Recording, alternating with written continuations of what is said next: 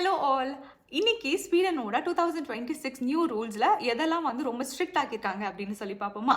First வந்து immigrant and integration சேஞ்சஸ்ல என்ன கொண்டு வந்திருக்காங்க அப்படின்னா ஸ்ட்ரிக்ட் ஒர்க் பெர்மிட் ரூல்ஸை வந்து இம்ப்ளிகேட் பண்ணியிருக்காங்க. அதாவது இந்த ரூல்ஸ் வந்து ஜூன் 1 2026ல இருந்து இம்ப்ளிகேட் ஆக போகுது. For labour immigration the minimum salary requirement will be increased. Minimum salary requirement என்ன அப்படின்னா 33,390 SEK வரைக்கும் அப்படின்னு சொல்றாங்க. அடுத்தது செகண்ட் ஒரு டஃபஸ்டான ரூல்ஸ் என்ன அப்படின்னா PR permanent residence will be tough. Proof of stable income around 29,680 SEK per month. Swedish language skills A2 to B1 level முடிச்சிருக்கணுமா. Better integration into Swedish society. இவ்வளோத்தையும் நம்ம மீட்டப் பண்ணாதான் நம்மளுக்கு இங்கே பெர்மனன்ட் ரெசிடென்சி PR வந்து கொடுப்பாங்க அப்படின்னு சொல்லி இந்த ரூல்ஸ்ல இன்னும் ஸ்ட்ராங்கா சொல்லியிருக்காங்க.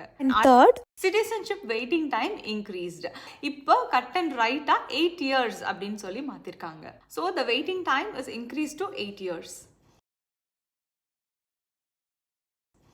அண்ட் அடுத்தது ரெப்பட்ரேஷன் கிராண்ட் இன்க்ரீஸ்டு.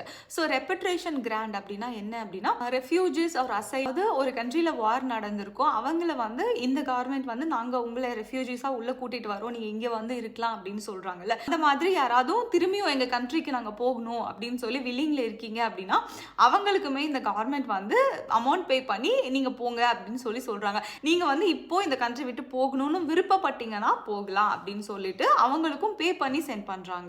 எவ்வளவு கொடுக்குறாங்க அப்படின்னா அடல்ட் அண்ட் ஃபேமிலி அப்படின்னு செக்ரிகேட் பண்ணியிருக்காங்க. ஸோ அடல்ட்னா சிங்கிள் பர்சனாக வந்திருக்காங்க அப்படின்னா அவங்களுக்கு வந்து 3,50,000 SEK கொடுக்குறாங்க.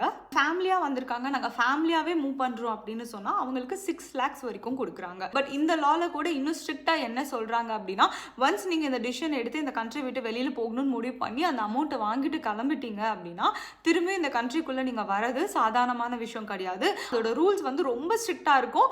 அது வந்து சாதாரணமாலாம் உங்களால் உள்ளே வர முடியாது அப்படின்னு இன்டைரக்டாவும் இந்த லால சொல்றாங்க.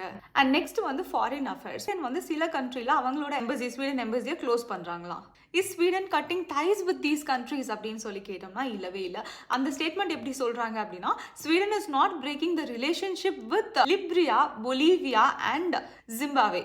ஸோ இந்த 3 கண்ட்ரீஸ் கூடயும் நாங்கள் வந்து ரிலேஷன்ஷிப் எல்லாம் பிரேக் பண்ணல, எல்லாமே காமனாக இருக்கும். Sweden is reposting its foreign policy அப்படின்னும் தெளிவாக சொல்லியிருக்காங்க. இந்த மாதிரி ஸ்வீடனை பற்றி இன்னும் இன்ட்ரெஸ்டிங் அண்ட் இன்ஃபர்மேட்டிவான விஷயம் தெரிஞ்சுக்கிறதுக்கு என்னை ஃபாலோ பண்ணிக்கோங்க, என் சேனலை சப்ஸ்கிரைப் பண்ணிக்கோங்க. தேங்க்யூ, தேங்க்ஸ் ஃபார் வாட்சிங்.